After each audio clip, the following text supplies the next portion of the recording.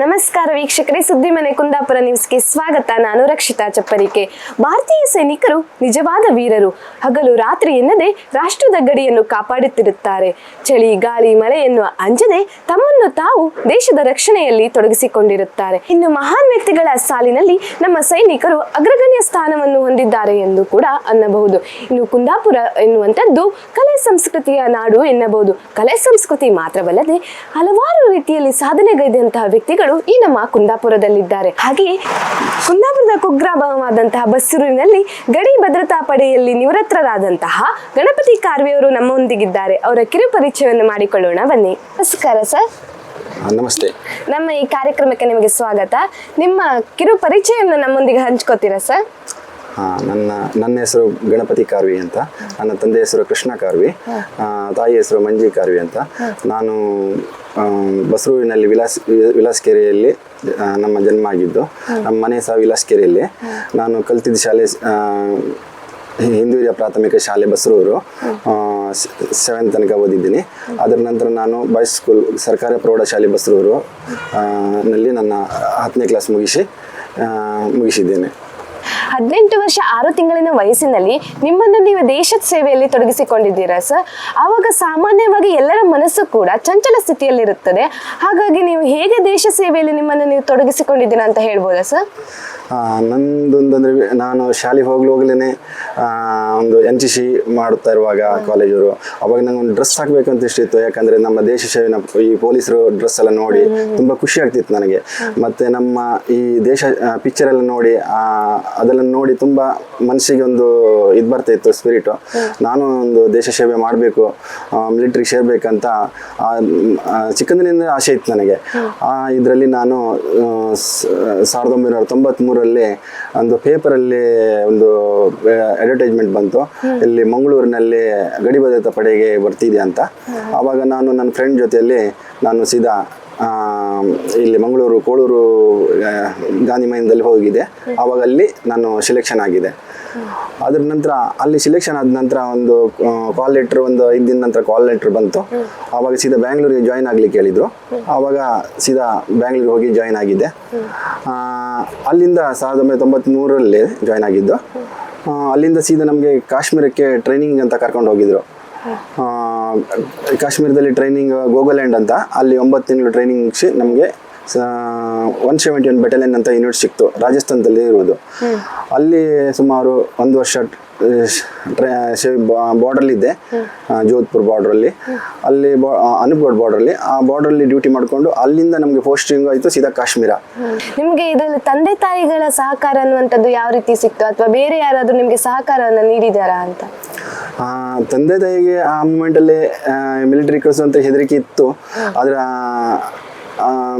ಆದರೂ ನಾನು ಅವರಿಗೆ ಹೇಳಲಿಲ್ಲ. ಆ್ಯಕ್ಚುಲಿ ನಾನು ಮಿಲಿಟ್ರಿಗೆ ಹೋಗ್ತೀನಿ ಅಂತ ಹೇಳದೆ ಹೋಗಿದ್ದೆ. ನಾನು SLC ಆದ ನಂತರ 1 ವರ್ಷ ನಾನು ಚಿಪ್ಪೆ ಕೆಲಸಕ್ಕೆ ಹೋಗ್ತಾ ಇದ್ದೆ ಇಲ್ಲಿ ಕುಂದಾಪುರದಲ್ಲಿ. ಆವಾಗ ನಾನು ಇಲ್ಲಿ ನೋಡಿದರೆ ನನಗೆ ಅಷ್ಟೊಂದು ಸರಿಯಾಗಿಲ್ಲ ಕೆಲಸ ಮಾಡಲಿಕ್ಕೆ. ಆರ್ಮಿಗೆ ಹೋಗಬೇಕು ಅಂತ ಆಸೆ ಇದ್ದು ನಾನು ಸೀದಾ ಭರ್ತಿ ಆದ ನಂತರ ಅವ್ರಿಗೆ ಗೊತ್ತಾಯಿತು ನಾನು ಇನ್ನು ಮಿಲಿಟ್ರಿಗೆ ಜಾಯ್ನ್ ಆಗಿದೆ ಅಂತ. ಆವಾಗಲೂ ಅವರು ತುಂಬ ಹೆದರಿಕೆ ಸಹ ಇತ್ತು ಅವರಿಗೆ, ಆದರೂ ಅವರು ಖುಷಿಯಿಂದ ಕಳಿಸಿಕೊಟ್ಟಿದ್ರು ನನಗೆ. ಸರ್, ನೀವು ಸತತ 25 ವರ್ಷ 4 ತಿಂಗಳು 29 ದಿನಗಳ ಕಾಲ ದೇಶದ ಸೇವೆಯಲ್ಲಿ ತೊಡಗಿಸಿಕೊಂಡಿದ್ದೀರಾ. ಮೊದಲು ನಿಮ್ಮ ಸೇವೆಯನ್ನು ಎಲ್ಲಿ ಪ್ರಾರಂಭಿಸಿದ್ದೀರಾ, ಹಾಗೂ ನೀವು ಯಾವುದಾದ್ರೂ ಒಂದು ಕಷ್ಟದ ಸಂದರ್ಭವನ್ನು ಎದುರಿಸಿದ್ದಿದ್ರೆ ನಮ್ಮೊಂದಿಗೆ ಹಂಚ್ಕೊಳ್ತೀರಾ ಸರ್? ನಾನು ಸ್ಟಾರ್ಟಲ್ಲೇ ಟ್ರೈನಿಂಗ್ ಮಾಡುವಾಗಲೇ ನಮಗೆ ಈ ಫೈರಿಂಗ್ ಅವಾಜೆಲ್ಲ ಗೋಗೋಲ್ಯಾಂಡಲ್ಲಿ ಎನಿ ಟೈಮ್ ಫೈರ್ ಬರ್ತಿತ್ತು. ಅಲ್ಲಿ ಏರ್ಪೋರ್ಟ್ ಹತ್ರ ನಾವು ಟ್ರೈನಿಂಗ್ ಮಾಡ್ತಿರುವಾಗಲೇ ನಮ್ಮ ಸೀನಿಯರ್ ಎಲ್ಲ ಆ ಕಡೆ ಈ ಕಡೆ ಫೈರಿಂಗ್ ಮಾಡ್ತಿರೋದು. ಡೈಲಿ ಅಲ್ಲಿ ಹಾಸ್ಪಿಟ್ಲಲ್ಲಿ ಒಂದಲ್ಲ ಒಂದು ಬಾಡಿ ಬರ್ತಿರೋದು. ಯಾಕಂದರೆ ಅಲ್ಲಿ ಕಾಶ್ಮೀರದಲ್ಲಿ 1993ರಿಂದ 97 ತನಕ ಕಂಟಿನ್ಯೂ ಫೈರಿಂಗ್ ನಡೀತಿತ್ತು. ಗ್ರೆನೇಡ್ ದಾಳಿ ಅಂತ ನಡೀತಾ ಇರ್ತಿತ್ತು ಅಲ್ಲಿ. ಆವಾಗ ನಾವು ಟ್ರೈನಿಂಗ್ ಮಾಡುವಾಗ ನಮ್ಗೆ ಹೆದರಿಕೆ ಆಗ್ತಿತ್ತು, ಏನಾದರೂ ಬಾಡಿ ಬಂದರೆ ಅಯ್ಯೋ ಇದೇನಪ್ಪ ಅಂತ. ಟ್ರೈನಿಂಗ್ ಮಾಡುವಾಗಲೇ ಒಂಥರ ಉತ್ತೇಜನ ಇತ್ತು ಆವಾಗ. ಯಾಕಂದರೆ ಅಷ್ಟು ಫೈರಿಂಗ್ ನಡೀತಿತ್ತು ಕಾಶ್ಮೀರ. ಯಾವತ್ತೂ ಅಲ್ಲಿ ಮಿಲಿಟೆಂಟನ್ನು ಟೆರರಿಸ್ಟ್ ಹೊಡ್ಕೊಬರ್ತಿದ್ರು ನಮ್ಮ ಯೋಧರು ಸೀನಿಯರ್ ಎಲ್ಲ, BSFನವರು, ಆರ್ಮಿಯವರೆಲ್ಲ ಸೇರಿ ಒಂದು ಕಾರ್ಡನ್ ಸರ್ಚಿಂಗ್ ಮಾಡಿಕೊಂಡು ಅಲ್ಲಿ ಸಾಧಾರಣ 3 ವರ್ಷ. ಅಲ್ಲಿನ ನಂತರ ನಾನು ರಾಜಸ್ಥಾನಕ್ಕೆ ಹೋದೆ. ರಾಜಸ್ಥಾನದಿಂದ ವಾಪಸ್ ನನಗೆ ಕುಲ್ಗಾಂವ್ ಕಾಜಿಕೊಂಡ್ ಅಂತ ಪೋಸ್ಟಿಂಗ್ ಸಿಕ್ತು. ಅಲ್ಲಿ ಇದು ಕುಲ್ಗಾಂವ್ ಅಂತ ಒಂದು ಏರಿಯಾದಲ್ಲಿ ಡಿಸ್ಟ್ರಿಬ್ಯೂಷನ್ ಆಗಿದೆ. ಅಲ್ಲಿ ನಮ್ಮ ಕಂಪ್ನಿ ಪೊಲಿಟೇಷನ್ ಪ್ರೊಟೆಕ್ಷನ್ಗೆ ಅಂತ ಹಾಕಿದ್ರು.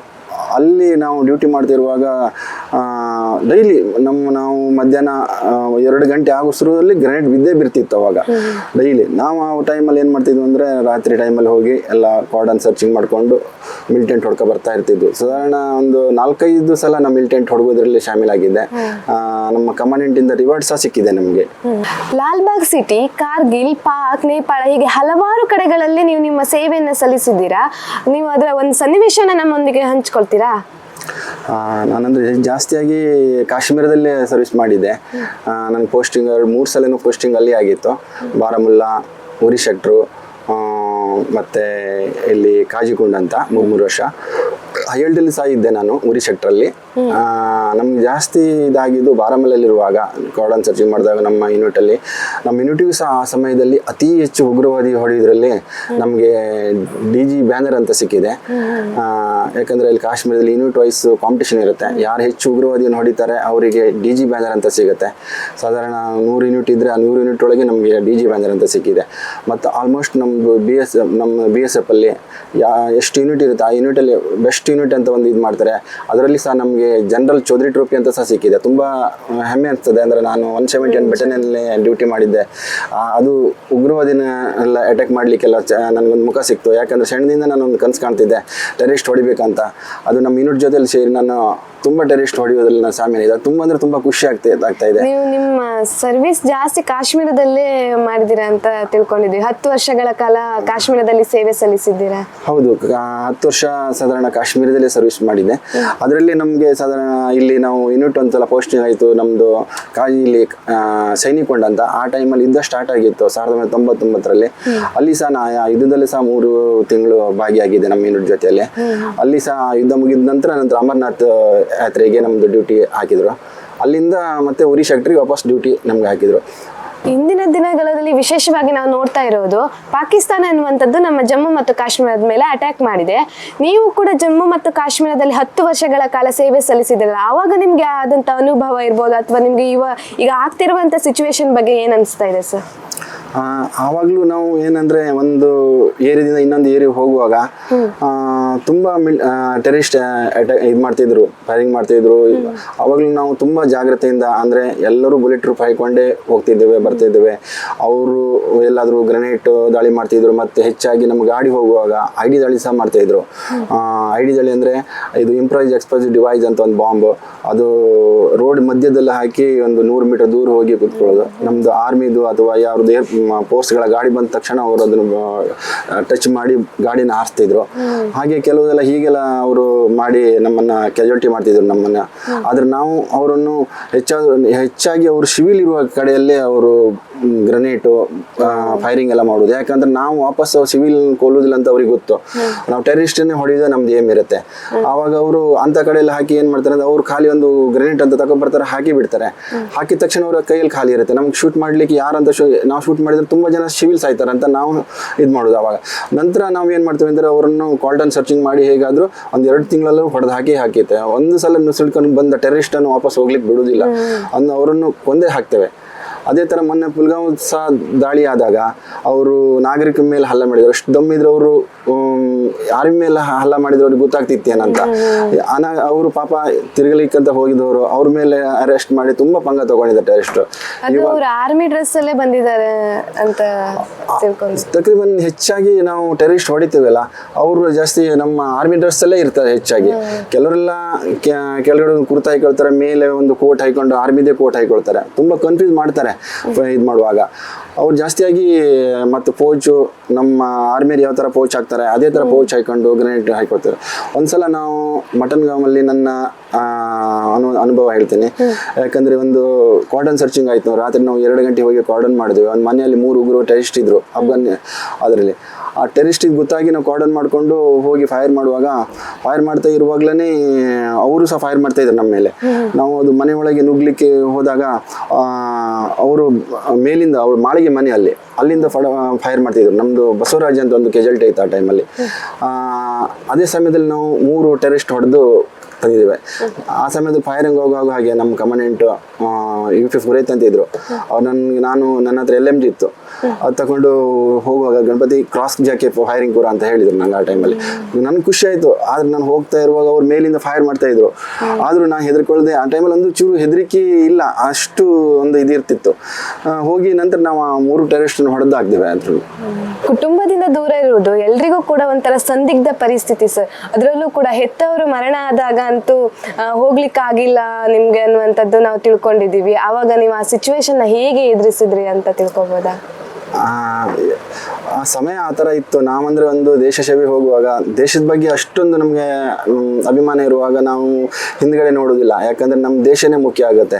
ನಾನು ಆ ಸಮಯದಲ್ಲಿ ಕುಲ್ಗಾಮ್ನಲ್ಲಿ ಡ್ಯೂಟಿ ಮಾಡ್ತಿರುವಾಗ ಒಂದು ನಮ್ಗೆ ಬರ್ಲಿಕ್ಕೆ ಆಗೋದಿಲ್ಲ. ಯಾಕಂದರೆ ಯಾರಾದ್ರೂ ಒಂದು ರಜೆ ಹೋಗಬೇಕಾದ್ರೆ ಸಾಧಾರಣ ಒಂದು ನಮ್ಮ 200-300 ಜನ ರೋಡ್ ಪ್ರೊಟೆಕ್ಷನ್ ಹಾಕಿ ಬರಬೇಕಾಗುತ್ತೆ.